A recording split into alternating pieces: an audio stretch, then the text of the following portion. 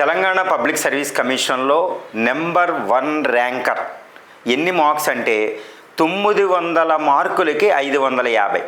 Percentage చూస్తే అంత percentage UPSC హిస్టరీలో కూడా ఎప్పుడూ రాదు. Even Mutyala Raju garu all India first ranker. Okay, Sridhar Babu జిఎస్లో నెంబర్ 1 ర్యాంకర్, 5th ర్యాంకర్ వచ్చి వీళ్ళకే అంత పర్సెంటేజ్ ఆఫ్ మార్క్స్ రాలేదు. అంటే తెలంగాణ పబ్లిక్ సర్వీస్ కమిషన్ అబ్నార్మల్గా మార్క్స్ అవార్డు చేసిందా అనడానికి ఇంకో ప్రబల ఉదాహరణ ఏంటంటే 500 మార్కులు, 900కి 500 మార్కులు దాటిన వాళ్ళు 52 మంది. It's a number, is whopping number. It's a huge number, abnormal number. ఏదో ఒకరికి ఇద్దరికంటే ఉంటారు, ఎక్స్ట్రాడినరీ ఫెలోస్ ఉంటారు, వచ్చేస్తాయి.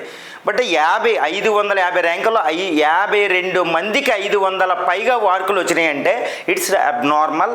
అసలు ఇది there is no such kind of standardization in any public service commission examination. అసలు యూపీఎస్సీలో కూడా ఉండదు. 10th ఇంటర్మీడియట్ వాళ్ళకు వస్తాయేమో by a maths scaling process లేని చోట. ఇదేంటండి ఇలా మార్కులు వేయడం ఏంటి? ఇలా మార్కులు వేయడం వల్ల ఎవరు నష్టపోతున్నారు అంటే ఏదో నువ్వు నేను బుర్రా వెంకటేశం గారు లేకపోతే 4 అభ్యర్థులు కాదు, తెలంగాణ భవిష్యత్తు. ఎలాగో చెప్తాను వినండి. ఇది ఫస్ట్ ర్యాంకులు 550 మార్కులు దాటిన వాళ్ళు ఒక్కళ్ళని తీసుకొచ్చి మాట్లాడించండి. వాళ్ళు మళ్ళీ లై డిటెక్టర్ టెస్ట్ ఏదైనా చేద్దాం. Of course legally not valid, legally not enable. But ఒకసారి మాట్లాడదాం.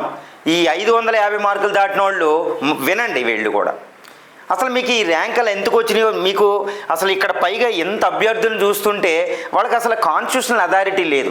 నేను చెప్తున్నాను కదా, 563 ర్యాంకర్లో 300 మంది మార్కులకి నో కాన్స్టిట్యూషనల్ వ్యాలిడిటీ. వాళ్ళు తెలంగాణ దిశ గతిని నాశనం చేయడానికి వచ్చారు. ఎవరి ద్వారా అంటే ఇదిగో ఇలాంటి ఎవాల్యుయేషన్ ద్వారా. ఎలాగో ఒకసారి చెప్తాను. ఓకే, తెలంగాణ భౌగోళిక విస్తీర్ణం, okay, geographical extent is 1,12,000 square kilometer, సుమారు 3.5 కోట్ల మంది జనాభాతో ఈ we are at the cross roads. We are at the cross roads. What kind of cross roads? It is going to become $1 trillion economy by in between 2030 or 2035. 2030-2035 మధ్యలో ఇది $1 trillion ఎకానమీగా అవ్వబోతుంది. ప్రపంచంలో ఎన్నో దేశాలతో పోటీ పడబోతుంది. జియోగ్రఫికల్ రీసోర్సెస్ చాలా తక్కువ, ల్యాండ్ లాక్డ్ స్టేట్ అనమాట ఇది. ఓకే, బట్ ఏంటంటే హ్యూజ్ రీసోర్సెస్ ఉన్నాయి, ఎస్పెషల్లీ హ్యూమన్ రీసోర్సెస్. లిటరసీ తక్కువ, ఓకే, ఎకనామికల్ రీసోర్సెస్ తక్కువ compared with other neighbouring states. ఇప్పుడు కర్ణాటక, ఆంధ్రప్రదేశ్, తమిళనాడు, మహారాష్ట్ర, ఈ ఛత్తీస్గఢ్, జార్ఖండ్లతో పోల్చిన మనకి రీసోర్సెస్ బేస్ తక్కువ ఉంది. ఎన్నో ప్రాబ్లమ్స్ ఉన్నాయి. ఈ ప్రాబ్లమ్స్ తట్టుకుని బయటికి వెళ్ళాలి అంటే ఈ నోటిఫికేషన్స్ కీలకం. ఎంత ఉందో చూడండి. ఎందుకు కీలకం అంటే 563 పోస్టులు. ఈ 563 ఎగ్జిక్యూటివ్ పోస్టులే రేపొద్దున కన్ఫర్డ్ ఐఏఎస్, కన్ఫర్డ్ ఐపీఎస్ అవుతారు. యూపీఎస్సీ కూడా చెప్తుంది, సెంట్రల్ గవర్నమెంట్, మీరు ఎక్కువ గ్రూప్ 1 వాళ్ళు మంచిగా రిక్రూట్ చేసుకోండి, వాళ్ళకే కన్ఫర్డ్ ఐఏఎస్ ఐపీఎస్లు ఇస్తాం. ఎందుకంటే సెంట్రల్ రిక్రూట్మెంట్ ప్రాసెస్ అంతా ఎంత చేసినా మాకు సరిపోతలేదని చెప్తుంది. అందువల్ల 563 పోస్టులు చాలా కీలకమైన పాత్ర పోషించబోతుంది. ఈవెన్ గ్రూప్ 2 783 పోస్టులు కూడా వాళ్ళు గ్రూప్ 1 అధికారులు అవుతారు. గ్రూప్ 3 వాళ్ళు కూడా మంచి ప్రమోషన్లు వస్తాయి. అంటే ఈ 2600 పోస్టుల రిక్రూట్మెంట్ జరిగింది అన్ప్రెసిడెంటెడ్ లెవెల్లో తెలంగాణలో. But Telangana public service commission union public service కమిషన్తో పోలిస్తే పూర్తిగా విఫలమైపోయింది. బుర్రా వెంకటేశం గారు నేను ఇదే క్వశ్చన్ చేస్తున్నా. TGPSC has been completely failed in recruiting ఈ 2600 executive post when compared with union public service commission. Union public service commission standard చూడండి. బుర్రా వెంకటేశం గారు మీరే అవ్వి ఉండరు, మీరు అక్కడి నుంచే వచ్చారు, ప్రిన్సిపల్ సెక్రటరీ చేశారు. In various capacity you served to this state. But what kind of motive, with what kind of motive you served this state? మీకు అక్కడ ఏమి కనిపించడం లేదు. ఈ 2600 పోస్టులు వచ్చే 1-2 దశాబ్దాల్లో అంటే రానున్న 10, 20, 30 సంవత్సరాల పాటు తెలంగాణ దిశ గతిని మార్చే అభ్యర్థుల్ని రిక్రూట్మెంట్ చేశారు. కానీ వాళ్ళకి కాన్స్టిట్యూషనల్ వ్యాలిడిటీ లేదు. ఎందుకంటే this TGPSC while recruiting this process, this number of post, okay, మీరు వైలేట్ చేశారు. Article 14, article 15, article 16, article 21 violate చేశారు. 8th షెడ్యూల్ని వైలేట్ చేశారు. ప్రియాంబుల్లో సోషల్ జస్టిస్ అనే పదాన్నే మార్చిపడేశారు. ఎందుకంటే తెలుగుని తొక్కేశారు. అదే ఇప్పుడు 12 నుంచి 16 కేసులు ఇప్పుడు హైకోర్టు ముందుకు వచ్చినాయి. దానికి మీరు సమాధానం చెప్పకుండా ఇది ముందుకు ఎందుకు వెళ్ళాలండి? Is it tenable? మీరు ఎందుకో తొందర పడిపోతున్నారు. కానీ నేను ఒకటే చెప్తున్నా, ఈ కేసులు చాలా పొటెన్షియల్ కేసులు. బుర్రా వెంకటేశం గారు, చాలా పొటెన్షియల్ కేసులు. మీరు రాష్ట్ర ప్రభుత్వానికి బ్యాడ్ నేమ్ తెప్పిస్తున్నారు, తెలంగాణ గతిని నాశనం చేస్తున్నారు, తెలంగాణ దిశని నాశనం చేస్తున్నారండి. మీరు ఐఏఎస్ అనేది హోదా ఇక్కడ ఏం కనపడడం లేదు. Minimum common sense minimum use చేయాలి. మీరు కాన్స్టిట్యూషన్కి నిబద్ధత, మీ ఇగోకి నిబద్ధత. మీరు కాన్స్టిట్యూషన్ నిలబడ్డ వాళ్ళు ఇగో ఉండకూడదు, ఎమోషన్స్ ఉండకూడదు. Because you should uplift the constitutional articles అండి. కాన్స్టిట్యూషనల్ ఆర్టికల్స్ అన్నీ వైలేట్ అవుతున్నాయి అని కోర్టులో వస్తుంది. ఈ ఆరోపణ కూడా మంచిది కాదు మీ మీద. శ్రీరామచంద్రుని చూడండి, చిన్న ఆరోపణేనా సీత యాక్సెప్ట్ చేసి అడుగుకి వెళ్ళిపోతుంది. మీరు రామాయణాలు రాశారు, శతకాలు రాశానంటారు. ఎక్కడి నుంచి రాశారండి? ఎవరికి కావాలండి ఆ నాలెడ్జ్? మీ నాలెడ్జ్ మీరు ప్రూవ్ చేసుకుంటారు. మీ నాలెడ్జ్ మీ మీద చాలా ఆరోపణలు ఉన్నాయి. బుర్రా వెంకటేశం గారు, చాలా ఆరోపణలు కూడా చేయవలసి వస్తుంది. ఎందుకంటే మీరు చేసే విధానం ఇక్కడ అడమెంట్గా హిట్లర్గా వ్యవహరిస్తున్నారు. It is Indian constitution.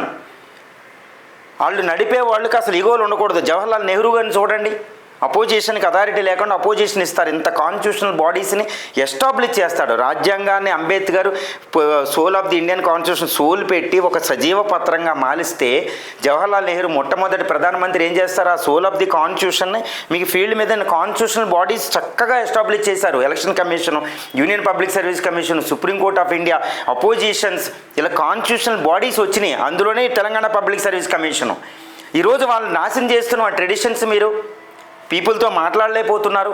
So ఈ తెలంగాణ దశ గతిని నిర్ధారించే వాళ్ళు ఈ 2600 మంది.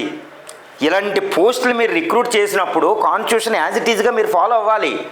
అసలు మీ మీద ఆరోపణలే రావడానికి ఆస్కారం ఇవ్వకూడదు. మీరు ఒకవేళ వచ్చిన వాటిని ప్రూవ్ చేయండి, కోర్టులోకి వెళ్ళండి, మీరు ఇవ్వండి, కౌంటర్లు తొందరగా వేయండి. పేనల్ లాయర్లు ఉన్నారు కదా, panel lawyers, you are spending crores of money. అసలు మేము ఆర్టీఐ వేయాలండి మీరు ప్యానల్ లాయర్స్కి ఎంత స్పెండ్ చేస్తున్నారు? అదంతా వృధా ప్రయాసే కదా. మీరు లాయర్లు కొనుక్కోవడం ఏంటండి? కోట్ల రూపాయలు ఇచ్చి కోట్ల రూపాయలు బిల్లులు పాస్ చేస్తున్నారు మీరు. తెలంగాణ పబ్లిక్ సర్వీస్ కమిషన్ ఎన్ని కోట్లు ఇస్తుందండి ప్యానల్ లాయర్స్కి? సుప్రీంకోర్టు నుంచి హైకోర్టు ఎందుకు ఇచ్చుకోవాలి? యూనియన్ పబ్లిక్ సర్వీస్ కమిషన్ అదే మీరు రీకౌంటింగ్ పేరు చెప్పి డబ్బులు వసూలు చేసి లాయర్లకి ఇస్తున్నారు. దాని బదులు ఏదో ట్రాన్స్పరెంట్గా ఉండకొచ్చు కదా, according to the constitution. So మీరు తెలంగాణ దిశను మార్చే నోటిఫికేషన్ని ఫూల్ ప్రూఫ్గా as per in letter in spirit constitutional provisions ప్రకారం చేయాలి. ఇది Telangana public service commission, union public service commission ఒకసారి స్టడీ చేయండి.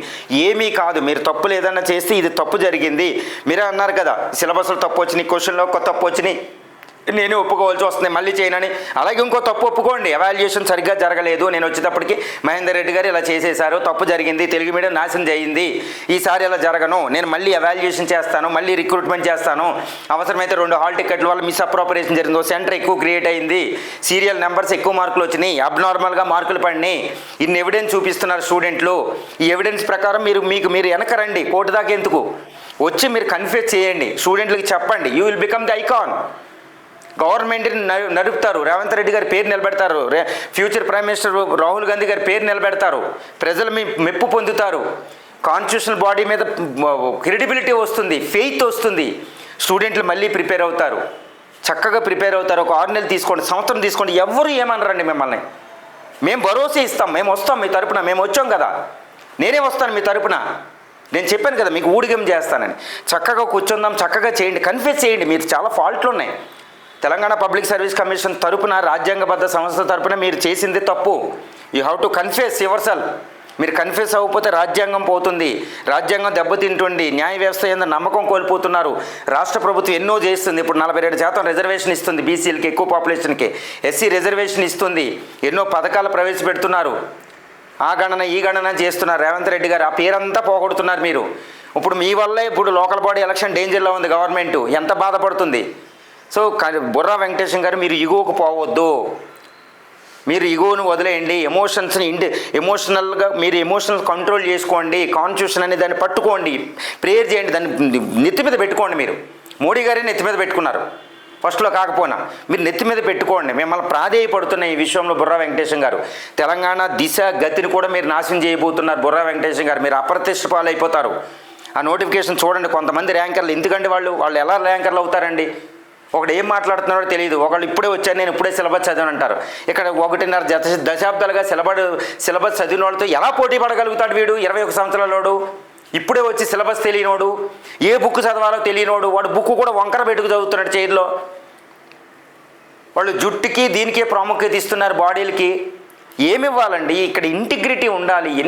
ఎన్ని టెస్ట్ చేయాలండి తెలంగాణ పబ్లిక్ సర్వీస్ కమిషన్? ఏం టెస్ట్ చేయాలి? సివిల్ సర్వీస్ పల్స్ టెస్ట్ చేయాలి. అసలు సివిల్ సర్వీస్ పల్స్ అంటే నువ్వు పెట్టిన ఎవాల్యుయేటర్లో ఎవరికైనా సివిల్ సర్వీస్ పల్స్ తెలుసా? నువ్వు తయారు చేసిన కీలో ఎక్కడైనా సివిల్ సర్వీస్ పల్స్ ఉందా? పాలలో వెన్న మాదిరిగా ఉంటుంది. ఓకే, ఆ పాలలో వెన్న మాదిరిగా ఉండే ఆ సివిల్ సర్వీస్ పల్స్ని, ఎగ్జిక్యూటివ్ పల్స్ని, ఇండియన్ డిఎన్ఏ అని మీరు చెక్ చేసే విధంగా అసలు క్వశ్చన్ ఎవాల్యుయేషన్ చేశారా మీరు? అసలు మీకే తెలుసా? ఇది బోర్డు మెంబర్స్కి తెలుసా? పోనీ ఎవరినన్నా నాలంటే ఎక్స్పర్ట్స్నైనా పెట్టుకోవాలి కదా. ఎంతమంది ఎక్స్పర్ట్స్ లేరు, తెలంగాణలోనే ఉన్నారు ఎక్స్పర్ట్స్. వాళ్ళని పెట్టుకోకుండా మీరు తెలంగాణ దిశ గతిని మార్చే వాళ్ళని ఎలా సెలెక్ట్ చేస్తారండి? అలాంటి ఆయుధాలు, అలాంటి సైనికుడి తోళ్ళు యుద్ధం గెలుస్తారంటే రేపు పొద్దున్న నిలబడద్దా తెలంగాణ? తెలుగు కూడా సరిగ్గా మాట్లాడలేకపోతున్నారండి వాళ్ళు ఇప్పుడే యూఎస్ వీసా నుంచి ఇప్పుడే దించినట్టున్నారు. ఫిలిమ్స్ కూడా మీరు రాయిపించకుండా డైరెక్ట్గా films hall ticket, mains hall ticket issue చేసేశారు. హాల్ టికెట్లు ఎవడు ఇష్యూ చేయమన్నాడండి? ఎక్కడుందా ప్రొసీజరు? రెండో హాల్ టికెట్ ఎందుకు? 46 సెంటర్ ఎక్కడి నుంచి వచ్చింది? ముందులేంది. ఓ సెంటర్ 9 మంది ఎక్కువ రాశారు, ఓ సెంటర్లో 1 మంది ఎక్కువ రాశారు. ఎక్కడి నుంచి రాస్తారండి వాళ్ళు కోర్టులో కేసు పడింది. Whatever you are doing it is legally not enable, constitutionally violation అండి మీరు చేసే రిక్రూట్మెంట్. ఎందుకంటే మీరు సబ్ జ్యుడిషియల్ మ్యాటర్, అది కోర్టులో తేల్చుకోండి. ఫుల్ ప్రూఫ్ తెచ్చుకున్న తర్వాత రిక్రూట్మెంట్ చేయండి. ఎంత దారుణం అండి మీరు చేసే రిక్రూట్మెంటు. సో తెలంగాణ దిశ గతి అనేది బాగుపడాలి, తెలంగాణ సంస్కృతి బాగుపడాలి. వాళ్ళే భారతదేశం, తెలంగాణ బాగుంటే భారతదేశం బాగుంటుంది. సో మీరు చేసే రిక్రూట్మెంటు అసలు దానికి తెలంగాణ కాన్స్టిట్యూషనల్ ప్రొవిజన్స్కి అనుకూలంగా లేవు, ట్రెడిషన్స్కి అనుకూలంగా లేవు, సివిల్ సర్వీస్ పల్స్ లేదు, పబ్లిక్ యాక్సెప్టెన్స్ లేదు. Public acceptance is ultimate. Okay, మీకు ఆ విషయం తెలుసు. You negotiated so many thing. Public acceptance is very very important. There is no public acceptance for your recruitment process, ongoing recruitment process. Okay, it is denting the government progressive strategy. Government తీసుకునే ప్రగతిశీల స్టెప్స్కి మీరు గొడ్డలు పెట్టవుతున్నారు. దిశని మీరు నాశనం చేస్తున్నారు. మీరు confuse చేసి renotification ఇస్తారా, రీఎవాల్యుయేషన్ చేస్తారా, మీరు ఒక్కసారి ఈ విషయం మాట్లాడతారని ఆశిస్తున్నాం. Thank you very much.